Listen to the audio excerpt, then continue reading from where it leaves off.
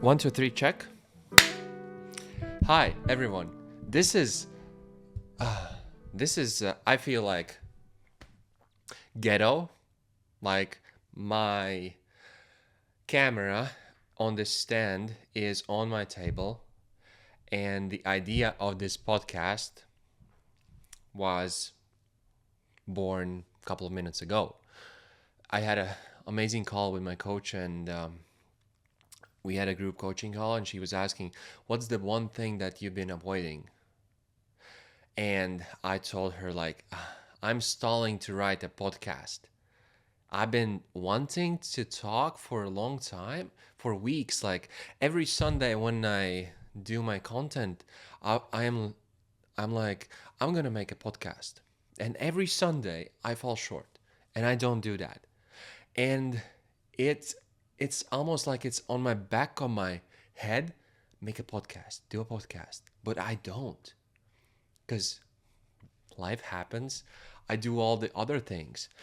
So when I said it out loud that I'm stalling to do that, that's exactly what we need to do. So she said that we have 24 hours to do it, and she asked us when are we going to do it?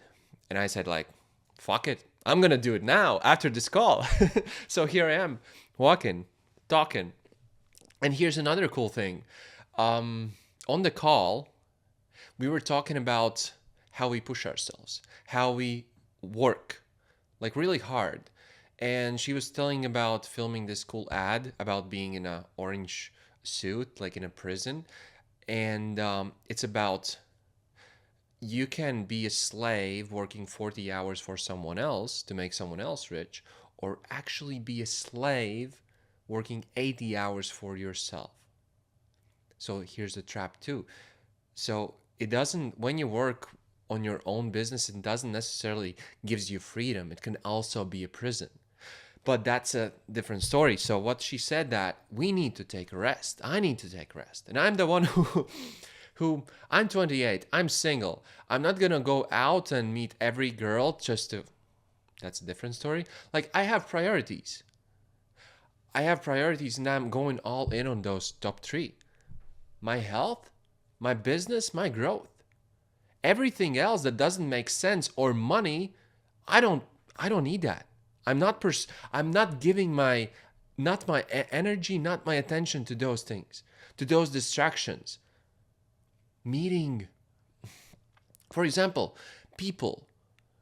I'm not willing to put my energy into 100 people, to give them my time. I rather have 5 close friends that know me inside and out, and I know them. I don't need to know about 100 people, so that's why I don't stroll. I don't want to know. I rather have deep conversations with people that I care about and who care deeply about me, and that's it. But that's also a different story. So we were talking about this balance, not the balance, but that we need rest, and every single human need rest. And Einstein proved it too. Like he said that he can focus on doing the physics, like really hard, like being really focused. But he did walks for 2 or 4 hours a day. Winston Churchill, he was known for taking long walks too. Why? Back then, they didn't have phones. They didn't go out with their eyes on the screen scrolling without any connection with the outside world, with the nature. They didn't do that because they knew the importance of connecting with what's around you. And Einstein wrote it beautifully. Not even Einstein, but all the great people who accomplished big things, they understood the time of the rest. Isaac that guy, Newton. I saw this one funny video where girl says, yeah, Isaac Newton, he invented gravity. So before he invented it, the gravity wasn't there. And she was so confident. But yeah, so Isaac was sitting under the tree. The apple fell down. He was now He was connected with what's happening around him. Imagine if he had a phone and he was scrolling and the apples are falling and he didn't even notice that. He was just scrolling or playing Angry Bird, Floppy Bird. Do you remember that game? That's from my high school. I played that game. Not anymore. So anyways, the main idea is to work really hard in what you're working on and then go and let the nature, the universe work on your business. And on the call, I was like, yeah, I'm going to do a podcast. And then I was like, but what am I going to talk about? Like, I have all these topics that I want to talk about, but what is the now? Because when I do the podcast, if I write a topic that's really big for me the last week, and then I sit here and I was like, yes, I need to talk about this, but it doesn't feel right. And I can't put my soul, my energy, as you can feel it right now, I'm talking with passion because it's something that I really want to share, something that's really meaningful for me. And I hope to give you this energy, to give you this power to you. And I'm trying to do the best I can. So at first I was sitting on my computer and thinking like, what am I going to talk about? And then I just went, okay, I drank water and I went to a bathroom to do my thing. And my mind was clear. An idea popped in.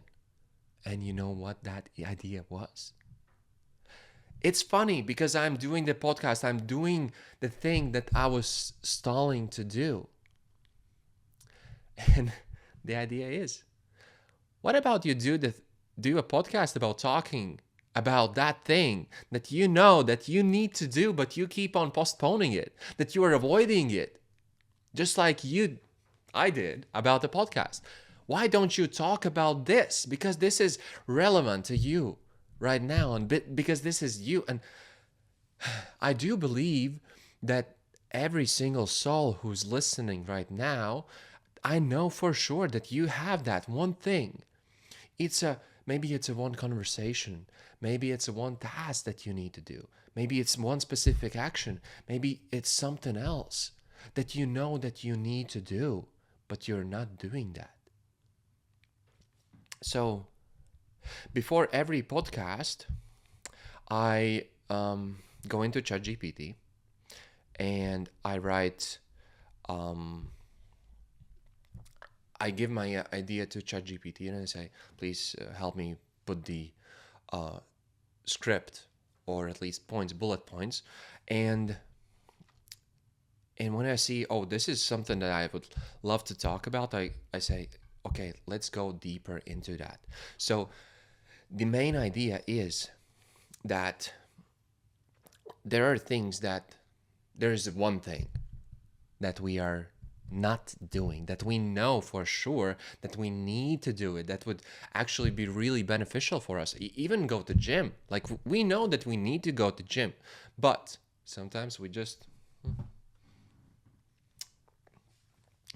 watch Netflix, or say, oh, it's rainy outside, I don't want to go outside, or we make other excuse not to go to gym, but we deep down we know that we need to do that. So when ChatGPT was writing the titles and the bullet points, there was this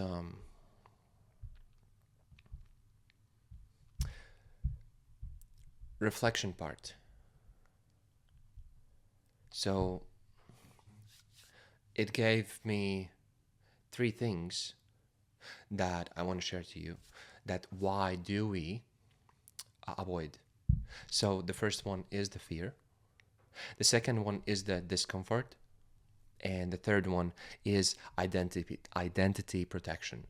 And just by reading them, I was like, yeah, this is really true.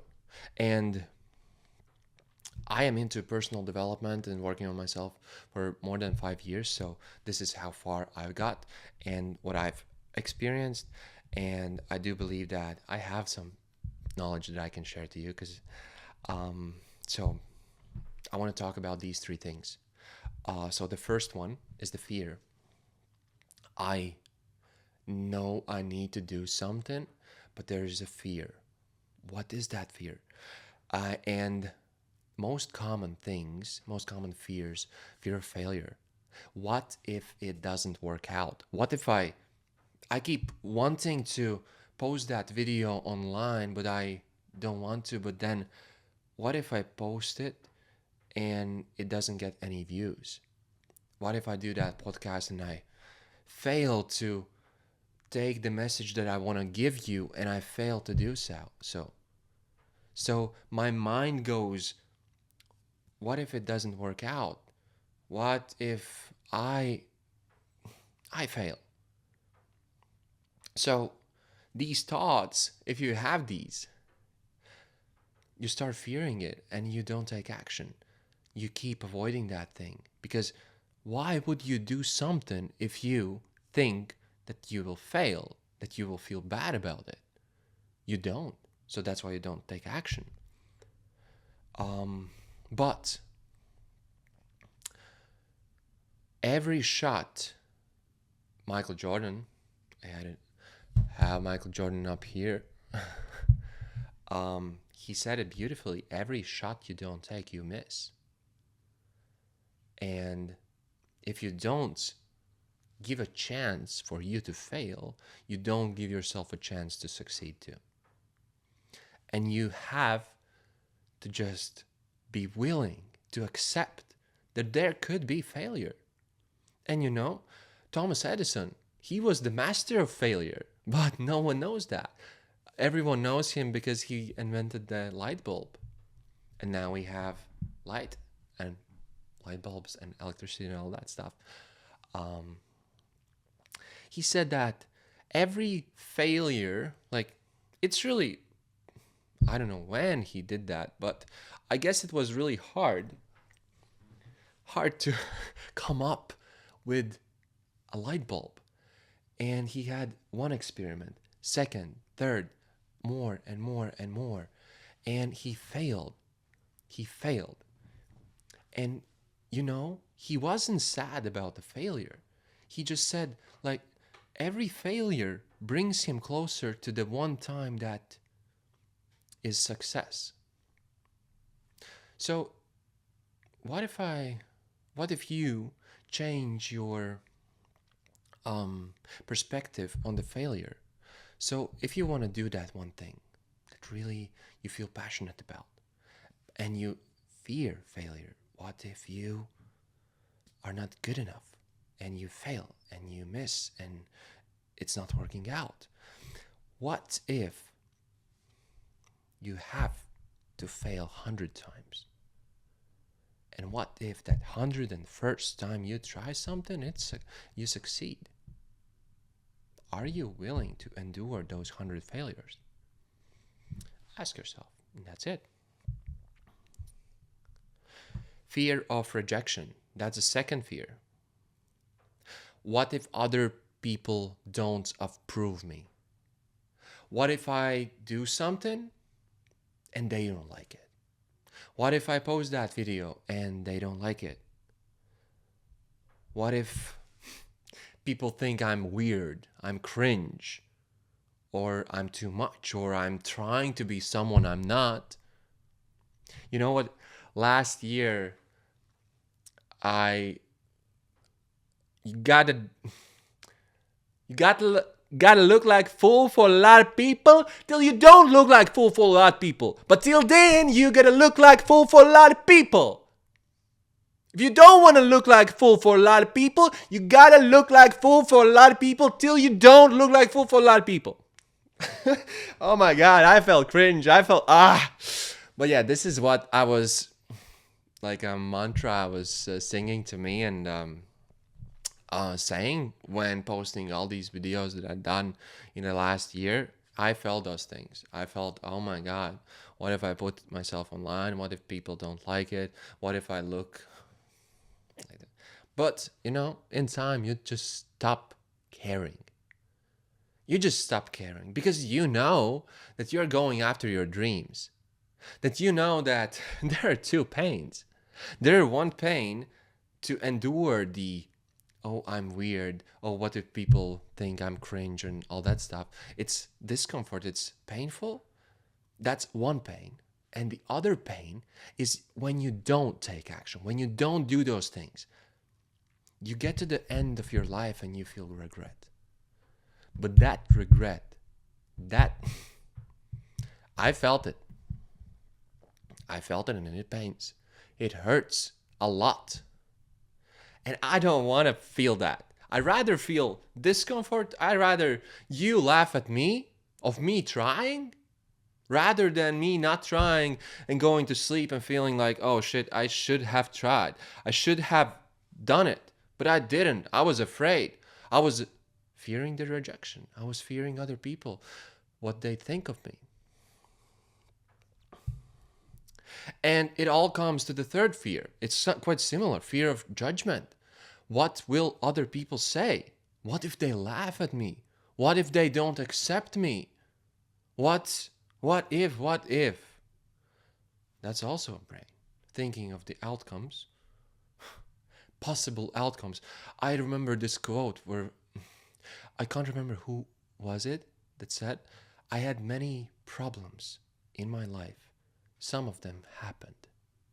So that means that our brain thinks of millions of things that could go wrong, that all of the fears, and only small part actually happens.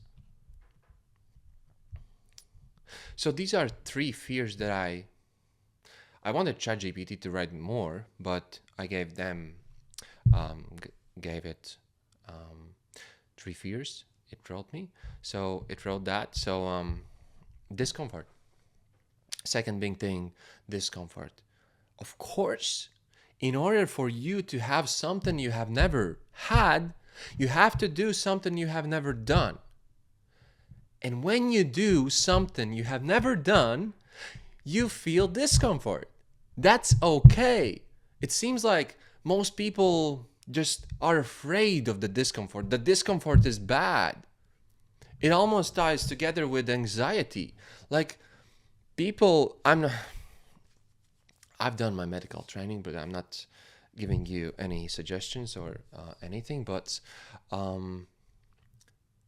lot of people who are sick with victim's mindset, like life is happening to me, not for me. Like all the challenges are just against me. Life is not work. Life is unfair. You do know these people, like these people. And if they have anxiety, they say like anxiety is bad. It's a problem. It's a mental disease. I'm not talking about all, but there are some. You see, there's a house and something's on fire. Kitchen, for example. Someone tried to cook a big meal and forgot to turn off the oven. So big fire, big clouds, smoke, and there's a fire detector, and fire detector talks beep, beep, beep, beep, beep. So what's your choices? One person can come and just take the hammer and smash the fire alarm. What is the result? No more beeping. Second option is you can actually turn off the fire. Stop the smoke. What happens? Eventually, this smoke alarm stops beeping. Anxiety is the same. Anxiety is that smoke alarm. And all the drugs, all the distractions, this is the hammer. It doesn't fix the smoke. I don't know how I got to this part about anxiety, but yeah, I think this is a pretty cool idea to share it. Going back to what I want to share to you, the third thing, identity. So, identity is who you think you are. And if you think of yourself as someone who can't put up a video online, then you're not going to do that. Your identity is who you think you are. I'm repeating myself, I know. And I'm catching myself right now talking about this. It feels like there is still lessons that I need to learn about identity. For example, I think it's the best example that I can right now think of. It's building a business. When you build a business, you try to hit revenue goals. So you try to hit, for example, 5K a month. You try to hit 10K a month, 20, 50, doesn't matter. It all goes up. So when you think of yourself as I am the person who make $500 a month, but you desire to make $3,000 a month, you have to elevate your identity. You have to identify yourself as someone who makes $3,000 a month in order to get there. It won't happen till your identity is at $500. So in order to get where you want to be, so you're avoiding that thing, it's one of the reasons it could be that your identity is not doing that thing. So how do you change your identity? This is a big process.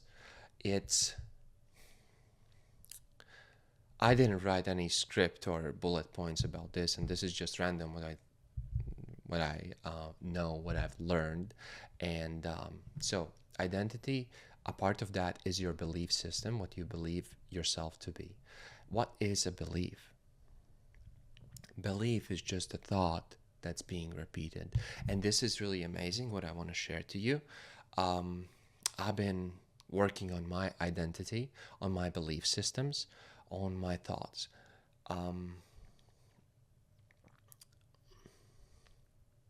So in order to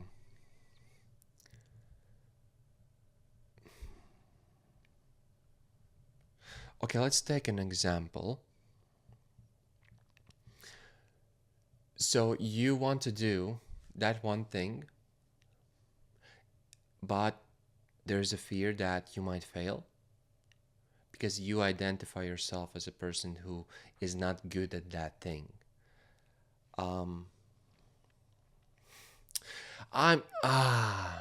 This is the time when all comes to messy part.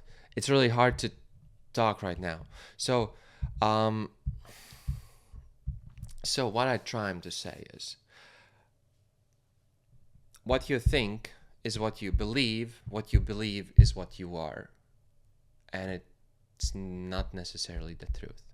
Like, you can believe that you are a millionaire and you're not a millionaire.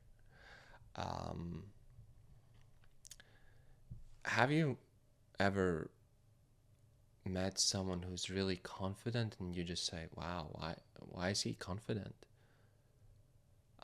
He doesn't have those, I don't know, looks or